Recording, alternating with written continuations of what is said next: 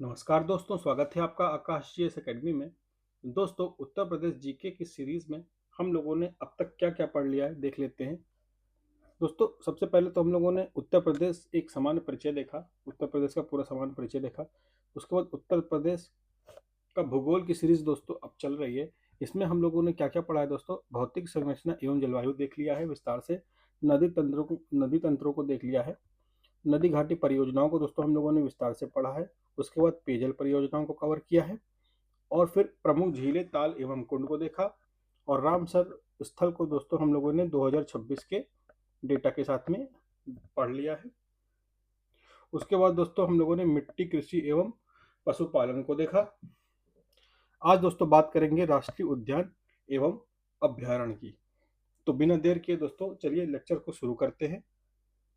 One तो दोस्तों अब बात करते हैं वन्य जीव संरक्षण की वैधानिक एवं ऐतिहासिक पृष्ठभूमि की।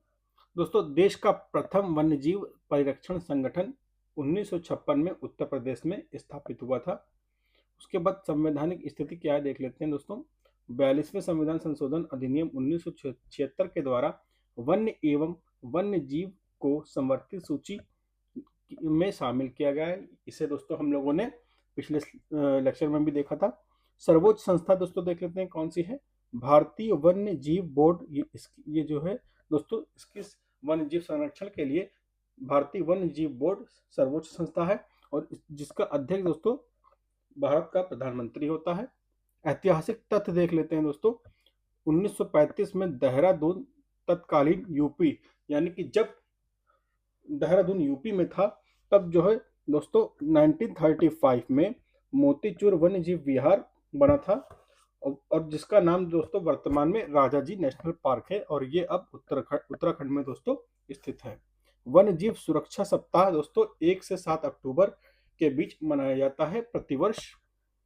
नियंत्रण की बात करें तो दोस्तों प्रदेश के कुल वन क्षेत्र का लगभग 1/3 भाग इस संगठन यानी वन्य जीव परिरक्षण संगठन के अधीन आता है। अब कुछ परिभाषाएं देख लेते हैं दोस्तों। राष्ट्रीय उद्यान की परिभाषा की अगर बात करें दोस्तों तो इनका उद्देश्य सभी प्रकार के जीवों का संरक्षण करना है, यानी कि किसी एक विशिष्ट जीवों का संरक्षण नहीं करना होता। इसमें इसमें सभी प्रकार के जीवों का संरक्षण करना होता है, जिसमें गेंडे भी आ जाते हैं, बारहसिंगा भी आ जाते हैं, भालू भी आ जाते हैं। तो मतलब कई एक साथ कई प्रकार के जीवों का संरक्षण इसमें होता है। यह पूर्णतः सरकार द्वारा संचालित होते हैं, याद रखिएगा। और मानवीय गतिविधियां दोस्तों जैसे लकड़ी काटना, चराई, यहाँ पर पूर्णतः प्रतिबंधित होती है। यहाँ के नियम बहुत ही सख्त होते हैं। अब वन्य जीव विहार की बात कर लेते हैं दोस्तों। यहाँ दोस्तों क्या होता है, यह किसी विशिष्ट प्रजाति जैसे केवल घड़ियाल, केवल हाथी के संरक्षण के लिए ये हो सकते हैं। किसी एक विशिष्ट प्रजाति के संरक्षण के लिए होते हैं, लेकिन राष्ट्रीय उद्यान किसी एक विशिष्ट प्रजाति के संरक्षण के लिए नहीं होते हैं। अब पक्षी विहार की दोस्तों बात कर लेते हैं। पक्षियों के रहने और प्रजनन के लिए अनुकूल बनाया गया संरक्षित क्षेत्र को पक्षी विहार यानी कि बर्ड सेंचुरी कहते हैं। आर्द्र भूमि के बारे में देख लेते हैं दोस्तों। वेटलैंड, रामसर साइट दोस्तों दलदली या नमी वाला क्षेत्र जो जैव विविधता के लिए महत्वपूर्ण हो उसे आर्द्र भूमि कहते हैं। अब दोस्तों उत्तर प्रदेश के टाइगर रिजर्व के बारे में देख लेते हैं दोस्तों। दुधवा टाइगर रिजर्व की बात करें तो ये 1987 से 88 के बीच में बना था दोस्तों। इसमें किशनपुर और कतरनिया घाट वन्यजीव विहार भी शामिल हैं। दोस्तों ये इतना बड़ा है, इतना विस्तृत है कि इसमें जो है किशनपुर और कतरनिया घाट वन्यजीव विहार भी इसमें शामिल है। अमनगढ़ की बात कर ले दोस्तों। अमनगढ़ टाइगर रिजर्व दोस्तों बिजनौर में है और ये 2012 में टाइगर रिजर्व घोषित किया गया था। यह जिम कॉर्बेट नेशनल पार्क का एक बफर क्षेत्र है। पीलीभीत टाइगर रिजर्व देख लेते हैं दोस्तों। जून 2014 में इसे टाइगर रिजर्व घोषित किया गया था और ये देश का 45वां टाइगर रिजर्व है। इसे बाघों की संख्या दोगुनी करने के लिए T2 अंतरराष्ट्रीय पुरस्कार मिला है। ये पॉइंट दोस्तों याद रखिएगा, इंपॉर्टेंट है कि किसे एग्जाम में पूछा जा सकता है कि किसे T2 अंतरराष्ट्रीय पुरस्कार मिला है। तो आंसर होगा पीलीभीत टाइगर रिजर्व को। रानीपुर टाइगर रिजर्व यानी कि जो चित्रकूट में है दोस्तों, जो रानीपुर टाइगर रिजर्व दोस्तों अक्टूबर 2022 में इसे टाइगर रिजर्व घोषित किया गया था। यह देश का 53वां और यूपी का चौथा टाइगर रिजर्व है।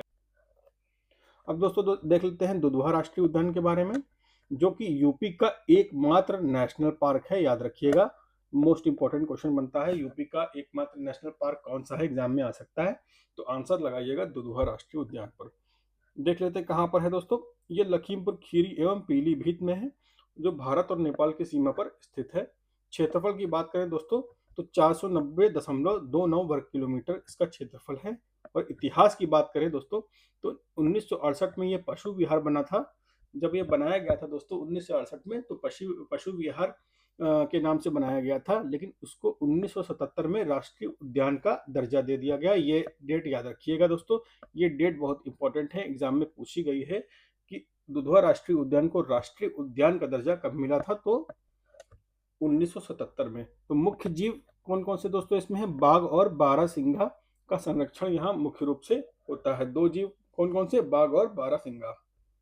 विशेष प्रजातियां दोस्तों यहाँ बारहसिंघा की दुर्लभ प्रजातियां शेरवन, दुआलिसी और डिस्पिट हेयर पाई जाती है।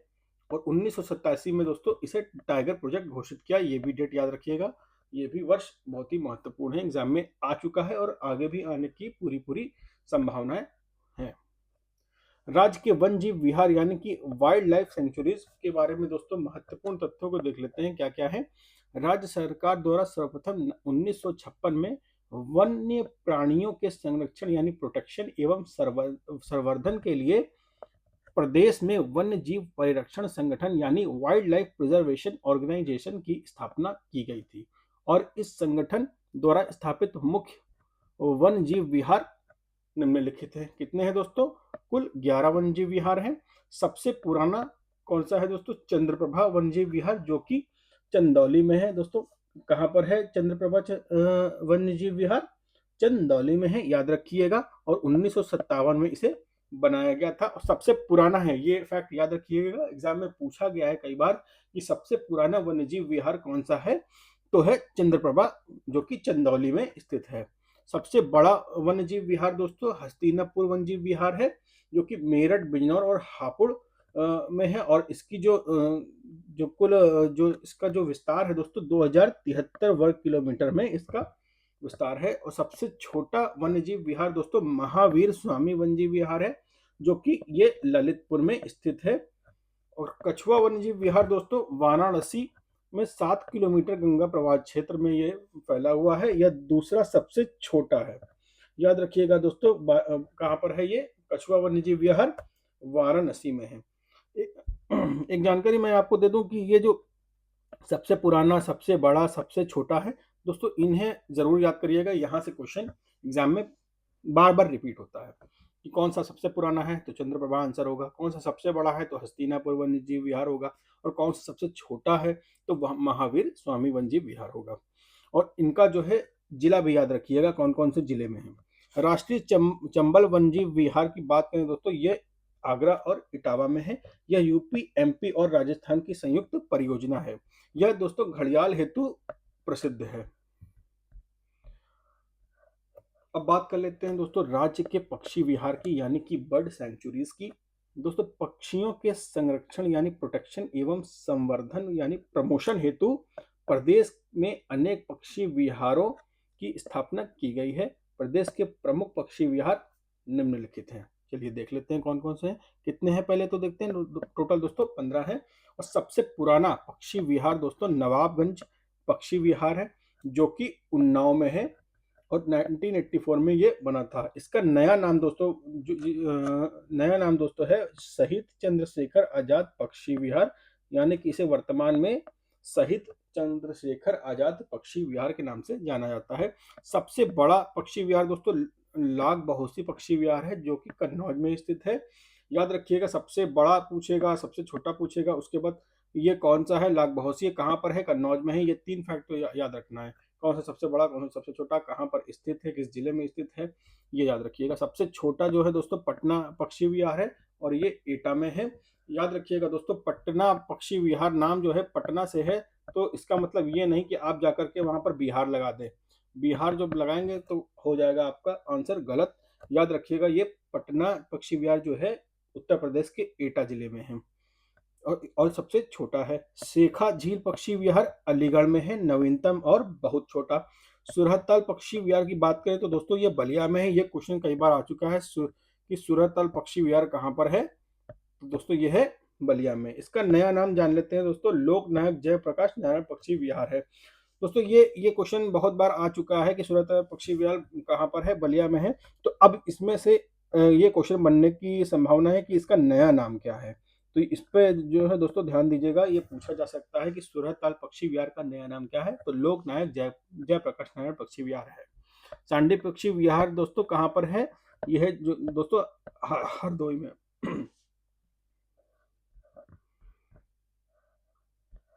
अब बात कर लेते हैं दोस्तों ओखला पक्षी विहार की। इसका क्षेत्रफल 4 वर्ग किलोमीटर है और जिला है दोस्तों गौतम बुद्ध नगर और इसकी स्थापना हुई थी 1990 में। समान पक्षी विहार दोस्तों कहाँ पर है, ये है, इसका क्षेत्रफल है दोस्तों 5.21 वर्ग किलोमीटर और मैनपुरी में है। इसकी स्थापना हुई थी दोस्तों 1990 में। समसपुर पक्षी विहार की बात कर लें दोस्तों, इसका क्षेत्रफल 8 वर्ग किलोमीटर है और जिला की बात करें तो दोस्तों ये रायबरेली में स्थित है और इसकी स्थापना हुई थी 1987 में। सूर सरोवर पक्षी विहार मोस्ट इंपॉर्टेंट है, याद रखिएगा। सूर सरोवर आ भी चुका है जो कि आगरा में स्थित है। बस इसका जिला और नाम याद रखिएगा, ये मैच करने के लिए क्वेश्चन इसमें से बनता है। पार्वती अरंगा पक्षी विहार दोस्तों गोंडा में है और यह दोस्तों रामसर स्थल भी है, याद रखिएगा ये कि कौन सा रामसर स्थल है, तो पार्वती अरंगा पक्षी विहार जो कि गोंडा में स्थित है, यह एक रामसर स्थल भी है।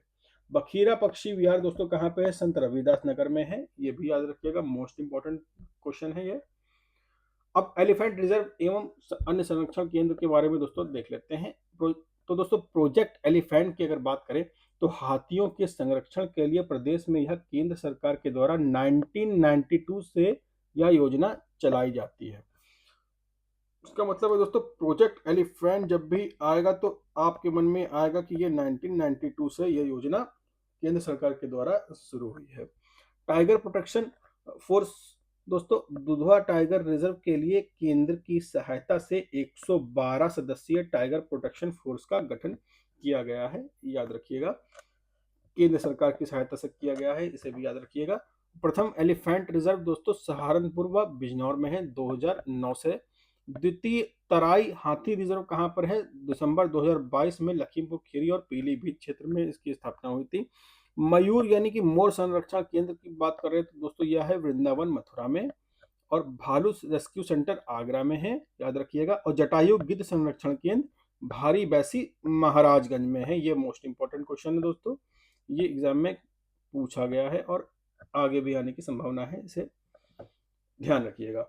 तो गिद्धों की मौत का कारण दोस्तों क्या बताया गया है कि डाइक्लोफिनेक दवा, यानी कि जो गाय भैंसों को यानी कि पशुओं को जो दवाइयाँ दी जाती हैं दोस्तों, तो उसमें दोस्तों डाइक्लोफिनेक दवाइयाँ दी जाती हैं जिसके कारण क्या होता है दोस्तों, गिद्ध जो है उन पशुओं को खाते हैं और गिद्ध की किडनी जो है इस डाइक्लोफिनेक दवा के कारण फेल होने के कारण गिद्धों की मौत बड़े पैमाने पर हो चुकी है।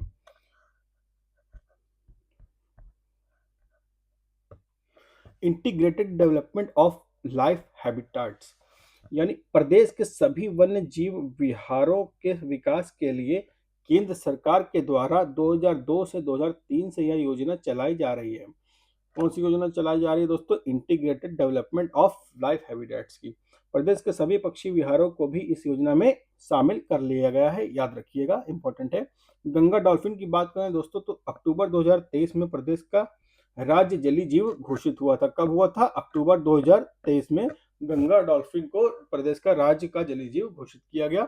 घड़ियाल प्रजनन केंद्र दोस्तों, प्रदेश में घड़ियाल के लुप्त प्राय प्रजातियों यानी कि इंडेंजर्ड स्पीसीज के संरक्षण के लिए यह योजना चलाई जा रही है। इसके तहत लखनऊ जनपद के कुकरैल वन तथा बहराइच जनपद के कतरनिया घाट में घड़ियाल के अंडों को संग्रहित कर कृत्रिम तरीके से दोस्तों यानी कि आर्टिफिशियल मेथड से बच्चों को तैयार कर नदी में छोड़ा जा रहा है। तो घड़ियाल प्रजनन केंद्र ध्यान रखिएगा कहाँ कहाँ पे, कुकरैल और बहराइच जनपद के कतरनिया घाट में।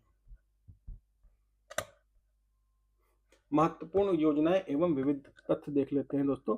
नाइट सफारी दोस्तों, देश की पहली नाइट सफारी कुकरैल लखनऊ में बन रही है दोस्तों। लायन सफारी की बात करें तो दोस्तों इटावा के फिशर वन क्षेत्र में बनकर तैयार हो चुकी है। इको टूरिज्म पॉलिसी दोस्तों 2014 से शुरू हुई, ये एग्जाम में आ चुका है कि इको टूरिज्म पॉलिसी दोस्तों उत्तर प्रदेश में कब से शुरू हुई, 2014 से। Tiger protection force Dudhwa tiger reserve में गठित है दोस्तों, और बाघों की संख्या 173 से बढ़कर अब कितनी हो गई है, 205 हो गई है। ये 2022 का डेटा है। तो दोस्तों मैं आशा करता हूँ कि ये वीडियो लेक्चर आपको पसंद आया होगा, और आपके एग्जाम में दोस्तों अगर इस टॉपिक से क्वेश्चन बनता है तो आपको इस वीडियो लेक्चर से काफ़ी मदद मिलने वाली है, और आप एग्जाम में उत्तर सही लगा करके आएंगे। तो दोस्तों आज के लिए इतना ही रखते हैं, मिलते हैं अगली वीडियो में एक नए टॉपिक के साथ। तब तक के लिए दोस्तों जय हिंद, जय भारत।